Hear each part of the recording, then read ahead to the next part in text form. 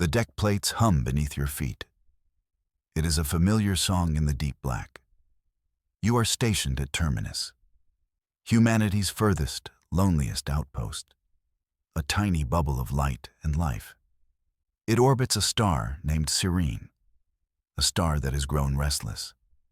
You feel the vibration before any alarm sounds. It is not the familiar thrum of the life support. This is a deeper, discordant note, a shudder that runs through the station's bones. Your coffee ripples in its magnetic cup. The tremor is faint. Most would dismiss it as a system recycler kicking in. But you are an engineer. You know the station's every gear and groan. This feeling came from outside, from the star itself. You look out the viewport at Serene. It burns with a steady orange light, a picture of calm in the silent void. Yet you felt its anger. A starquake. The station's internal sensors finally catch up. A low priority alert flashes on your console. Minor seismic event detected on Serene. No danger to station integrity. You shake your head. There is nothing minor about a star flexing its muscles. The rest of the crew continues their duties. They trust the automated systems. They trust the experts. You trust the feeling in your bones. The star had just whispered a threat. A system-wide alert chimes. The voice is not the station's calm computer. It is something else entirely. Ancient, resonant. The main screen flickers to life. A holographic figure appears. It is tall and impossibly thin. Its form is woven from threads of silver light. This is one of the Elders, Ones, the first species to map the stars, the custodians of star science. Its voice fills the bridge without a speaker, a voice that feels more like a memory than a sound. It speaks of Siren. It calls the star's instability the great unraveling, a natural final cycle. The Elder Ones have seen this 1,000 times. Their decree is simple. This system is lost. The star's fury is inevitable fate. They declare the entire region a quarantine zone. All ships must depart within 3 rotations. No vessel is to approach Serene again. The message ends. The hologram fades. The station commander turns to the crew. His face is grim. He respects the Elder Ones. Their knowledge has guided younger races for eons. He gives the order, prepare for immediate evacuation. There is no debate, no second opinion. The word of the Elder Ones is law. A blanket of despair settles over the crew. You watch them accept their fate. They pack their lives into small transport containers, an entire human world abandoned on a prophecy. But you do not move. A single thought burns in your mind. Even the gods of star science can be wrong. Their knowledge is vast, but it is also old. You find an open terminal. You request the data from the Elder Ones, their analysis of Serene's decay. The file is massive, a library of ancient physics and star-born mathematics. The commander grants your access. He probably thinks it is a harmless way for you to cope. He is wrong. You dive into the numbers. The equations are elegant. They flow like poetry. They describe the star's core with perfect clarity. For hours, you trace their logic. Every calculation is flawless. Every projection is sound. Defeat begins to creep into your thoughts. Maybe they were right. Maybe this was simply the end. Then you see it. A single variable in a sea of data. An assumption. They modeled the star's core as a unified object, a perfect sphere of collapsing energy. This is their mistake. It is a subtle flaw. An oversight born from millennia of observing similar stars. But human science is different. It is scrappy. It is used to chaotic systems. You see the star not as a single bell tolling its doom. You see it as a symphony of warring frequencies. a complex engine tearing itself apart. The Elder Ones predict a single, massive quake. You see a series of resonant waves building to a crescendo. And a wave can be cancelled. It can be tamed. You rush to the command deck with your discovery. Your console is under your arm. You project your findings on the main screen. You show the commander the flawed variable. You explain your resonance cascade theory. He listens. His face is a mask of stone. He respects your passion. He does not respect your conclusion. He tells you the evacuation proceeds. Your theory is untested. It is a fantasy against 1,000 centuries of wisdom. He dismisses you. He tells you to prepare your personal belongings. You are confined to your quarters until your transport is ready. 2 guards escort you from the bridge. Your heart sinks. They saw your data as an act of desperation, a child's refusal to accept the inevitable. They do not see the truth. They cannot see the sliver of hope you found. So you will have to show them. You will have to build it. Your quarters feel like a cage. The guards stand outside your door. But they think you are just an engineer. They do not know every secret path of this station. You designed half its systems. You pop a service panel beneath your bunk. It leads into a cramped maintenance conduit. You crawl through the metallic guts of the station. Your destination is a place no one has used in years. A place no one will look for you. The Ghost Workshop. It was a fabrication bay for an old mining project. It is dark. It is silent. Dust covers every surface like a fine gray snow. You power up the auxiliary systems. The lights flicker on. They reveal forgotten tools and dormant machines. This will be your sanctuary, your forge. Here, you will build the device that can save them all. A machine to silence a screaming star. It sounds like madness, but it's the only plan you have. You just wish you had better coffee for the long nights ahead. You begin your work in secret. You scavenge parts from decommissioned drones. You reroute power from non-essential systems.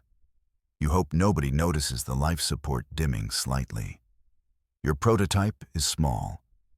It fits in the palm of your hand, a lattice of wires and reclaimed focusing crystals. It is not pretty. It is a desperate prayer made of metal and light. According to your calculations, it should generate a precise, localized counter-frequency. A whisper to counter a tremor. A tremor comes sooner than you expected. A precursor wave from Serene. The station shudders violently this time. A red alert flashes on a nearby maintenance panel. Asteroid Cluster 7 is experiencing critical seismic stress.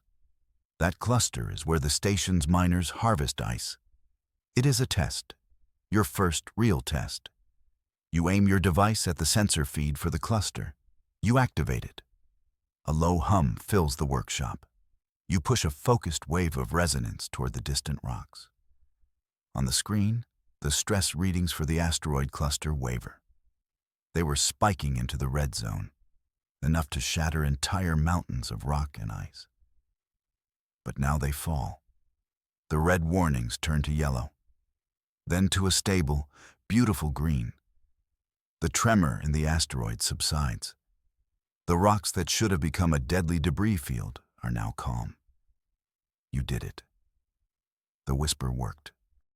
You just need to figure out how to make it scream. The victory is short-lived. The star is not finished. The main event is coming. The station's long-range sensors scream a final warning. Serene's core is beginning its terminal collapse. A final, system-killing quake is imminent. Not in days, in hours.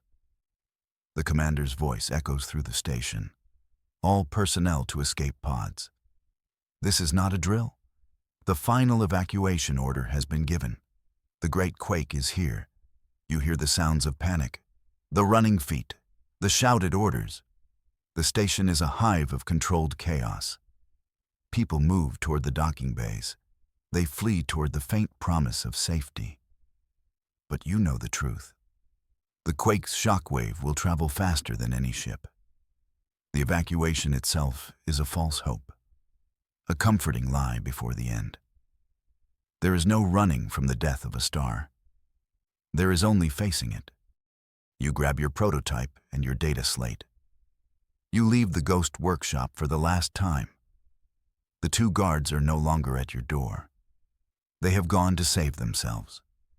You run against the current of retreating crew members. They look at you with confusion, pity. They think you are running the wrong way. You are running toward the bridge, toward the one place you might be able to make a difference. You have the proof. You have the numbers. Now you just need them to listen. You burst onto the command bridge. The council is in a state of panic. Evacuation reports are grim. Docking Bay 3 is blocked by debris. 2 escape pods have failed to launch. Their grand, orderly retreat has become a desperate scramble. They are losing. The commander sees you. His eyes are filled with fury. He orders security to remove you. You have no time for pleasantries. You override the main screen with your console. Your data fills the display.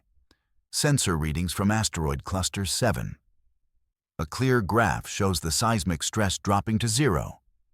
It happened at the exact moment the precursor tremor should have shattered it. You hold up your small prototype. You tell them you stopped it. You tell them you can stop the Great Quake too. They stare in disbelief. It is impossible. A trick of the sensors. A coincidence. But the numbers do not lie. Your plan is their only sliver of hope. A single, desperate gamble against a cosmic certainty. You need a ship. You need a power source. You need to build a larger version of your device. An engine of resonance. Something powerful enough to reach the star's core. The commander looks at his failing evacuation plan. He looks at your impossible data. He sees the defiance in your eyes. A spark of humanity refusing to go quietly into the night. He gives you a nod. You have his permission, and his last ship. The station's primary engineering bay becomes your domain. The commander assigns you a skeleton crew, 5 of the best technicians who had not yet evacuated. They look at you with a mix of awe and skepticism. You are their last hope, or their final fool. There is no time for introductions. You project the schematics for the resonance engine. It is a monster, a scaled-up version of your prototype, an anchor to hold a star. With meager resources, your team builds the machine. You strip the station's main reactor for its power conduits. You pull the shield emitters from the defensive grid. You cannibalize the long-range comms array for its focusing dish. It is a monument to human defiance, built from the bones of a dying outpost. Sparks fly. Metal groans. Your team works with a desperate, focused energy. They are no longer skeptics. They are believers. They are building a miracle. The resonance engine takes shape. It is not an elegant machine of the Elder Ones. It is a brutal, functional piece of human engineering. A web of thick cables, a heart of glowing crystals, a massive dish designed to sing a song of stillness. You work side by side with your team. You feel a bond forged in the fires of crisis. You are all that stands between your species and total darkness in this sector. A few stubborn souls against a dying star. Suddenly, the lights on the station flicker. A shadow falls over the engineering bay. A colossal vessel has appeared outside the main viewport. It is a ship of the Elder Ones. It is sleek and organic, a thing of impossible grace. A new voice fills your mind. It is sharper than the last one, sterner. It commands you to cease your work. It says you are playing with forces beyond your comprehension. that your machine will not tame the star. It will provoke it. The Elder Ones are worried. They fear you will cause a greater doom. They say your resonance engine will disrupt the star's natural collapse, that it will trigger a supernova, an explosion that would sterilize this entire arm of the galaxy. They demand you power down your machine. They demand you accept your fate. Your commander looks to you. The ancient wisdom of the galaxy is telling him to stop, to surrender. You look at the half-finished engine. You look at your crew. Their faces are stained with grease and sweat, but their eyes are full of fight. You turn to the comms panel. You send a message back to the Elder Ones. Your voice is steady. You tell them humanity prefers to make its own fate. You tell them to watch. The commander does not countermand you. He has chosen his side. He has chosen the desperate hope of his own kind. A new alarm blares. It is a proximity alert, but the Elder ship is holding its position. The alarm is from the star itself. Cyrene's convulsions are beginning ahead of schedule. The great quake is starting now. The station groans around you. The lights flicker and die, replaced by the red glow of emergency power. The countdown has vanished. The end is here. Your team looks at you. The engine is not ready. Key systems are still unconnected. The power conduits are not fully sealed. Your crew pushes past every known limit. Safety protocols are a luxury you cannot afford. A young technician manually holds two massive power cables together. Arcs of blue energy dance around her. She grimaces but does not let go. Another engineer bypasses a dozen fried circuits. He rewires the energy flow on the fly. You are at the main console. You purge the diagnostic checks. You force the system online. The resonance engine hums to life, a deep, powerful thrum that vibrates through your entire body. It is ready, or it will have to be. The engine is mounted on the station's last remaining ship, a heavy cargo hauler called the Stalwart. It is not fast, it is not pretty, but it is strong, and it is yours. You are the only one who knows the theory, the only one who can operate the engine. You must pilot the ship yourself. Your crew secures the final connections from the bay. They give you a thumbs up through the cockpit view screen. Their faces are a mixture of fear and pride. You are their champion, their madman, their final hope. You fire the thrusters. The Stalwart pulls away from the dying station. You fly into the fire. The star, Serene, fills your view. It is no longer a calm orange ball. It is a roiling monster of plasma and light. Solar flares erupt from its surface like angry tentacles. The heat is an oppressive, physical weight. The cockpit temperature climbs into the red. Sweat pours down your face. The ship's cooling systems are screaming in protest. Every instinct tells you to turn back, to run, but you push forward, deeper into the star's crown. The turbulence is unimaginable. Your ship is tossed like a leaf in a storm. Consoles spark. The lights flicker. An automated voice calmly announces multiple system failures. You ignore it. You are focused on a single display, the one showing the star's core resonance. It is a chaotic spike of noise, a scream of cosmic energy. You must get closer. You pilot the resonance engine into the very heart of a solar flare. The ship's shields glow white-hot. The heat is no longer just a number. It is a physical presence, a burning hand pressing down on you. Then the great quake hits. It is not a wave. It is an explosion, a wall of pure force that washes over your ship. The star screams, a silent, terrible scream that rips at the fabric of space itself.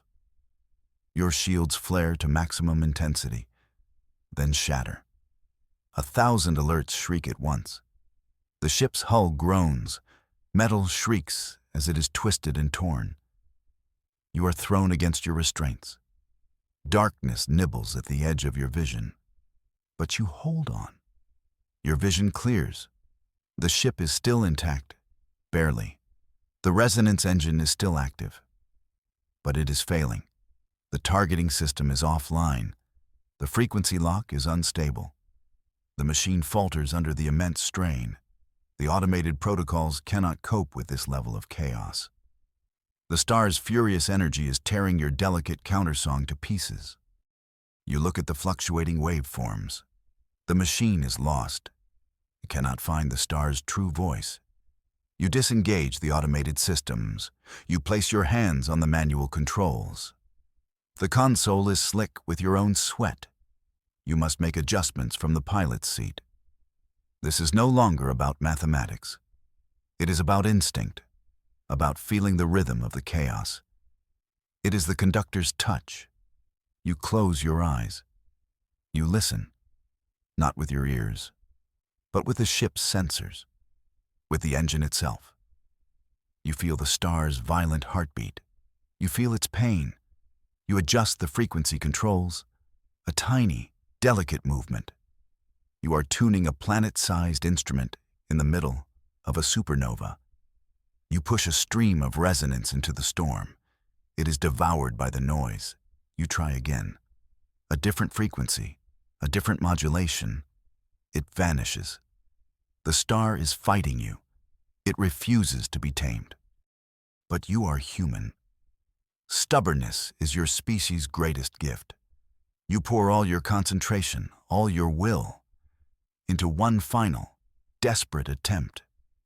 You find a quiet space between the roars, a moment of near silence, and in that moment, you push. Your engine finds the star's fundamental frequency. It is a clear, pure note hidden beneath the rage. The machine locks on. It sings its countersong, a wave of pure, focused resonance. It plunges into the star's core. For a moment, nothing happens. The chaos intensifies. The star screams one final defiant roar. Then, silence. The cosmic violence fades. The waves of plasma recede. The angry red glare softens into a gentle golden hum. The song of stillness. You have done it. You have tamed a starquake. The storm is over. Serene still burns before you. But it is calm, peaceful, a sleeping giant. Your ship is a wreck. The systems are failing. But you are alive, and the star is quiet. You slowly turn the stalwart around. You limp back toward terminus. The journey feels like an eternity. You are running on nothing but emergency power and sheer willpower.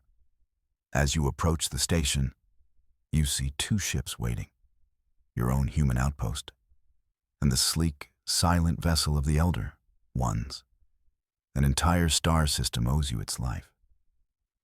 You open a comm channel. Your voice is hoarse. You simply say, "The storm has passed." The reply is a wave of joyous, relieved shouts from your crew. From your commander, "You have saved them all. You are the Star Tamer." You dock the battered ship. The airlock opens. Your crew is there. They carry you from the cockpit. They cheer your name.